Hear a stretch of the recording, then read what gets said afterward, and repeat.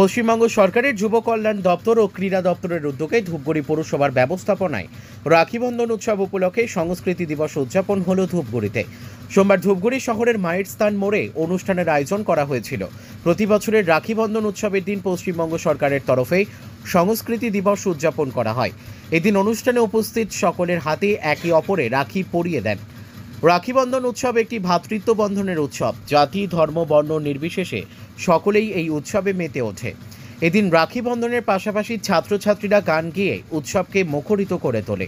এদিনের অনুষ্ঠানে উপস্থিত ছিলেন ধূপগুড়ির মহকুমা শাসক পুষ্পা দোলমা লেপচা, বিধায়ক নির্মল চন্দ্র রায়, মহকুমা পুলিশ আধিকারিক জেইলসেন লেপচা, পৌর প্রশাসক মণ্ডলীর chairman Bharati Barman, vice chairman Rajesh Kumar Singh সহ বিশিষ্ট ব্যক্তিবর্গ। এর পাশাপাশি এদিন ধূপগুড়ি ট্রাফিক গার্ড ও ধূপগুড়ি থানার উদ্যোগে পুলিশের রাখি বন্ধন কর্মসূচি।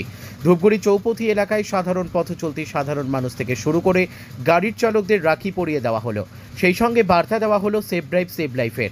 পাশাপাশি বিজেপির পক্ষ থেকে ধূপগুড়ি গয়েরকাটা রোডে পালন করা হলো রাখি উৎসব। এদিনের অনুষ্ঠান মঞ্চ থেকে পথ চলতি মানুষকে রাখি পরিয়ে দেওয়া হয়। ধূপগুড়ি থেকে ভাস্কর মহন্তের রিপোর্ট, আমাদের টিভি।